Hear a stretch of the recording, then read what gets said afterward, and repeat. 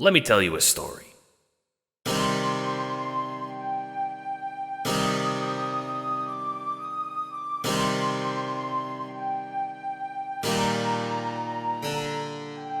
Once upon a time, there were these two kingdoms, floating in the depths of space, hidden away in a pocket of a dimension. Prospect, home to the white shells, the kingdom of happiness and tolerance and probably communism or something. And Durst, home of the black shells, the one that was actually tolerable to be on. These kingdoms, though similar, were home to carapacians, beings with shelled skin and wise brains who made clones deep within the laboratories of the meteors that encircled their universe. And in the middle, glowing in the center of their world, around which everything spun, was the thing both kingdoms desired. A planet named Skya. A planet checkered with white and black squares, upon which were verdant green fields, fertile soil, and abundant stones with which to till the crops. Durst and Prospect settled this land for food to be brought back to their moons, massive stone monument cities where no food could grow. Eventually, Durst and Prospect outgrew Skya. It wasn't big enough for both of them anymore. Prospect wanted to use it for the creative potential of life, to preserve the resources for the gods they worshipped, 12 beings who they said would awaken and create a new universe from the gravid depths of Skya. Durst, on the other hand, wanted to feed their people and use Skya for their own ends. Fighting broke out. Though Durst were superior in number and made use of the excellent combat skills of their imps, genetically engineered fighting monsters, they lived far further from Skya and couldn't gain an upper hand.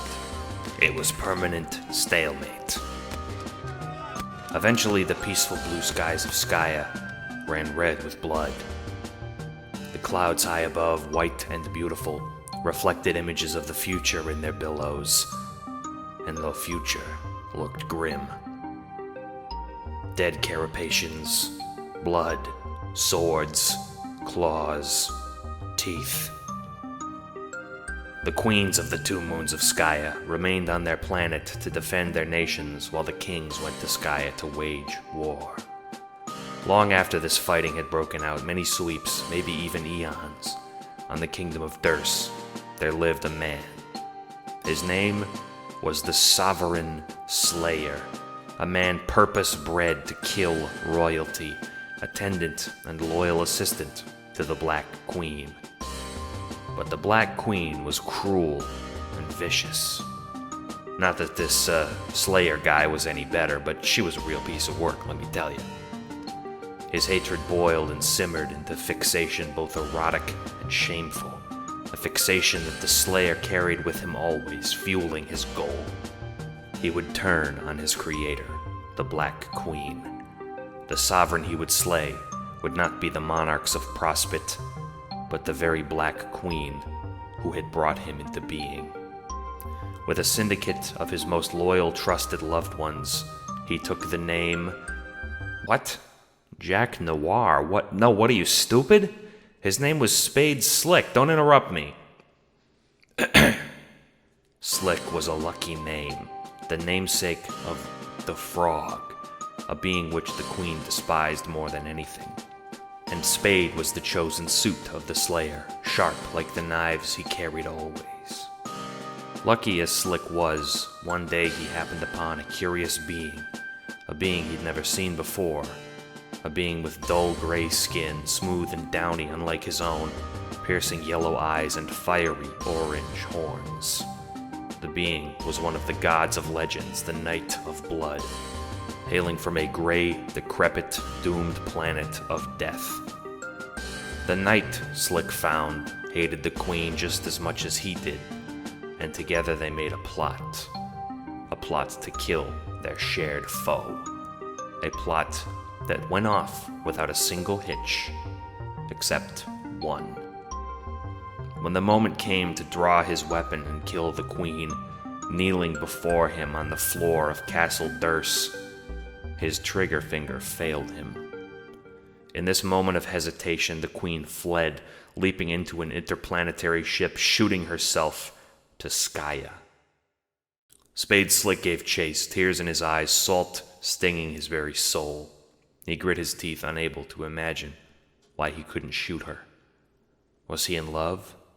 Was he in hatred?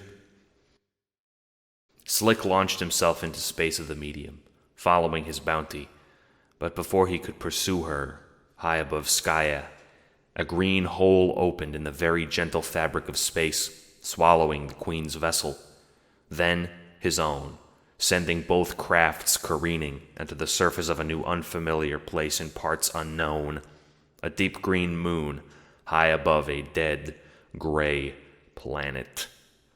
They were both exiles, never to be heard from again. That is the story of Spades Slick.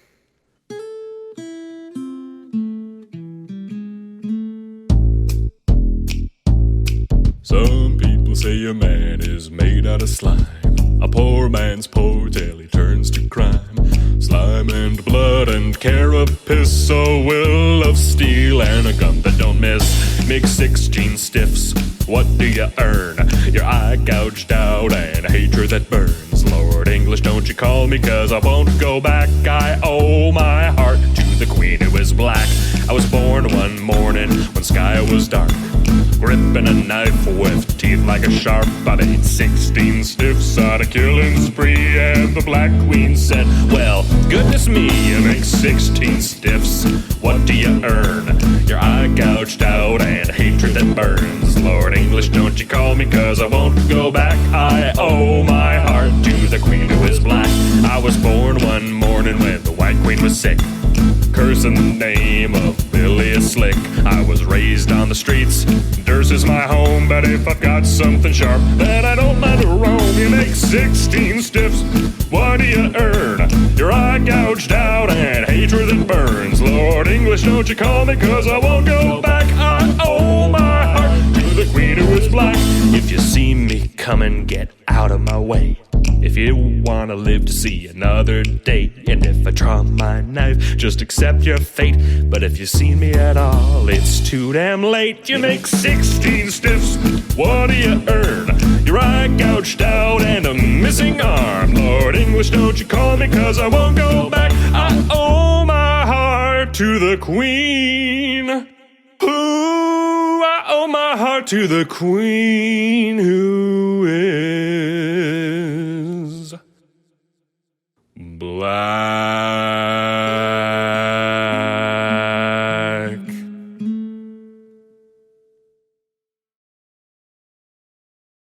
Good morning.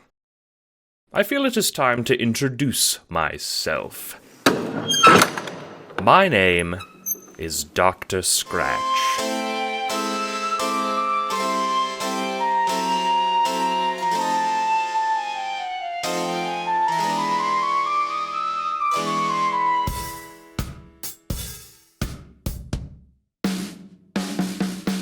Let's do a little icebreaker, shall we? I feel as though these things tend to be a tad forced, but they are useful in establishing rapport. Let us play a little game. 2 truths and a lie. I state 3 facts about myself, and you try to guess which one of these fantastical things is not true. 1. I am the first guardian of Alternia, and I reside on the green moon, Viridis. 2.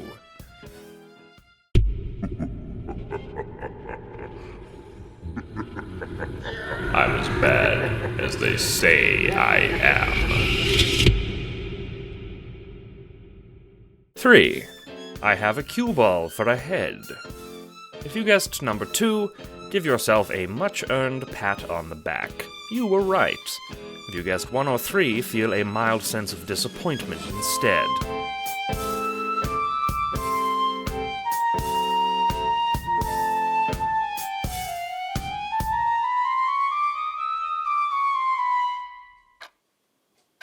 Oh, wasn't that fun? I would like to welcome you to my home, Felt Manor, a spacious green mansion that I and my assistant reside in peacefully. Have a seat. I've already set out a lovely bowl of licorice Scotty dog candies. I know they're not for everyone, but I'm expecting a guest, and they are his favorite. As I gaze out my window onto the gray planet below, I can't help but feel a touch nostalgic. Lights and bustle used to abound from far below, but now it is dark. As a first guardian, I cannot help but be somewhat forlorn.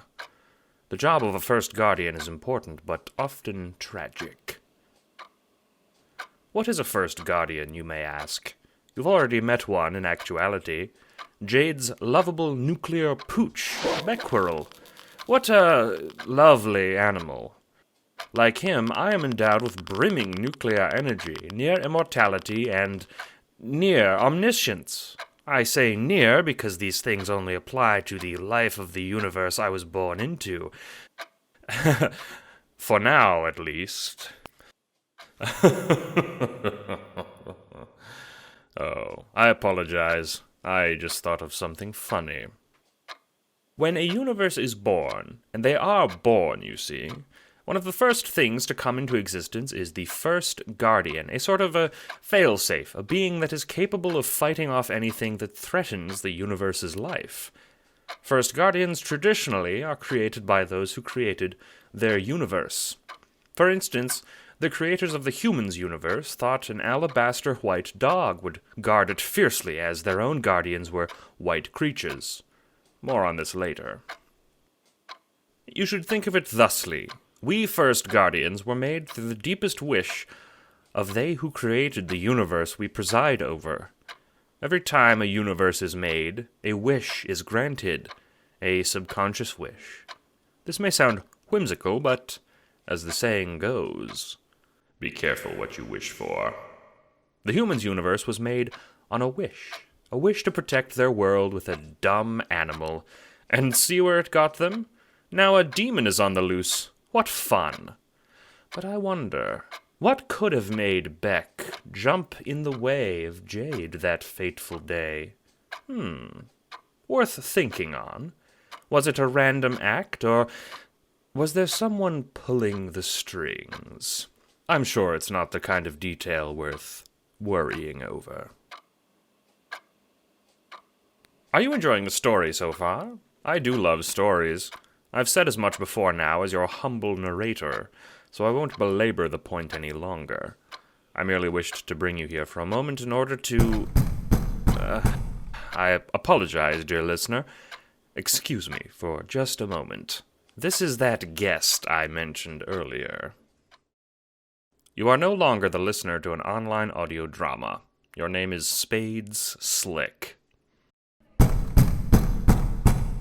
You rap on the door to the Felt Manor impatiently, looking around furtively. When the door opens, you're greeted by an unfamiliar face, or more accurately, an unfamiliar lack of face.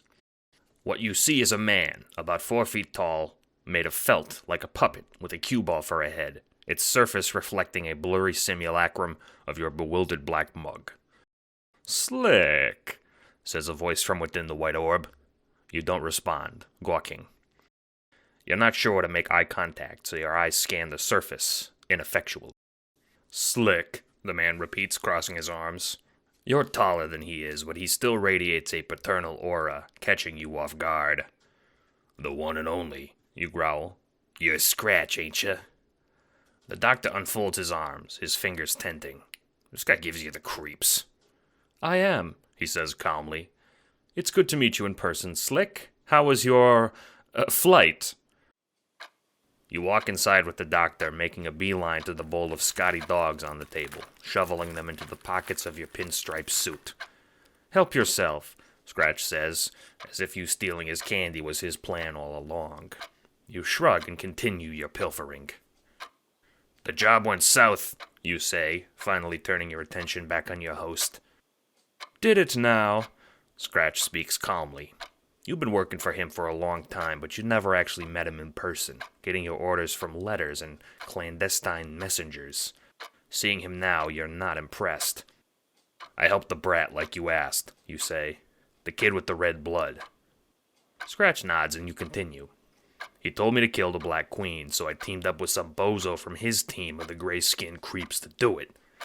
I see, Scratch says, hands folding behind his back. And judging from your tone, I assume that did not come to pass. No, you say, wincing. In fact, when I flew the coop, you growl. She came with me. To your surprise, Doc Scratch sighs with relief. Ah, good, he says. That will be all, Slick. You blink, a little dumbfounded. You put your hands on your hips, on the pockets bulging with licorice treats. No, I stuck my neck out for you, and now I'm a fucking exile. We agreed on payment. Ultimate power, me taking over the Insiposphere, any of this ringing a bell? Doc Scratch laughs. It's a mild laugh, like an acquaintance told him a polite joke. That is what we agreed on, isn't it? Scratch holds up his hands in an exaggerated shrug. But now you're an exile. There's no way for you to get back to the Insiposphere, let alone take it over. Next time, get your contracts in writing.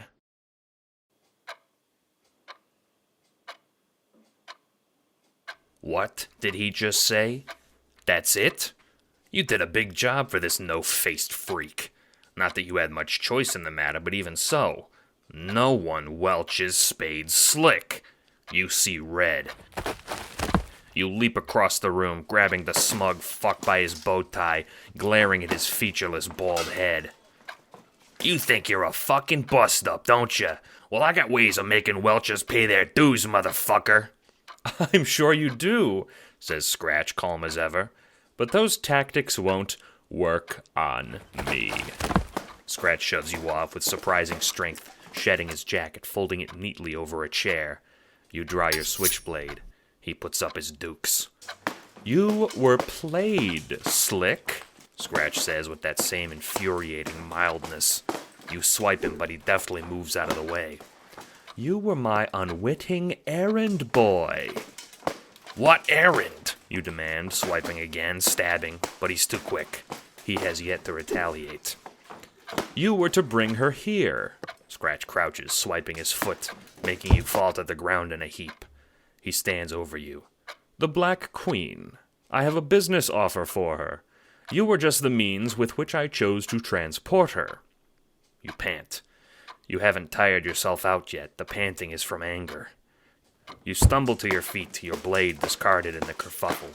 No one fucks with Spades Slick. I'm the one and only Sovereign Slayer, you cry, darting at the cue-ball-headed man. He steps aside and you topple over a clock behind him, causing it to gong out like it just hit the hour of 1. I'm afraid, sir, Scratch says. They do. He heaves you out of the broken clock by the collar and drags you to the door, giving you a humiliating bum's rush onto the pavement outdoors. He dusts off his hand on the green-tinted door. Goodbye forever, you miserable wretch. And for the record, you're not the only Sovereign Slayer. Tell BQ to go fuck herself, you cry as the door slams. You spit blood onto the ground, slinking away. Doc might be a better brawler than you gave him credit for, but you have an ace up your sleeve. You growl in irritation. You used to be somebody. A Sovereign Slayer, a master of manipulation, an assassin. Now, you're a loser, an exile, played by a puppet master. But, you know what they say, it ain't over till the gasoline is lit. And the Felt Manor is gonna be going up in fucking smoke. You are no longer Spade Slick. You are now a Homestuck Alternate Universe's listener. Hello again. My apologies. I had to deal with an old acquaintance. My moon has been getting visitors lately. I'm preparing for something of a ceremony, you see. Everything has to be in place just so, and a man like that is liable to cause unneeded commotion. You might remember Slick's face, as a matter of fact. He looks an awful like that Jack Noir fellow, don't you agree? You wouldn't be wrong in thinking that. Jack and Slick are two sides to the same coin, you see. They hail from two different versions of the game you know as Spurb. There is a sovereign slayer in all of them, a Dursite agent that stirs things up. More on him soon, I promise. For now, let me clarify something. Bring some things into focus that may have been lost in the kerfuffle. You have been following the exploits of four kids playing a game together. The game of Spurb, a game that creates a whole universe. Imagine it like if a universe is an organism, then Spurb is the way that organism reproduces. It pulls the players into its womb, and through vying for glory in that game, they make a new universe to replace their broken one. But as you might have noticed, these kids are doomed to fail. That sovereign slayer, that Jack Noir, he's transcended. He has gone beyond. He is imbued with the power of me, a god, a first guardian, and the challenge that these kids faced is now insurmountable. Does that make you sad? Does it upset you, knowing the fate of these four? Still, don't fret. Though they are doomed and you know the end to their story, that's still a story worth telling. But for now, why don't we take a little detour? You've probably guessed by now, but these trolls our heroes have been speaking to have played a game too. They played Spurb in another universe. They are the very progenitors of it. So let's see how they did, shall we? I've enlisted the help of a new narrator in order to do their story justice while I get ready for the big ceremony coming up. Now if you'll excuse me, I have another guest to greet. I am a most excellent host. Hello, Your Highness.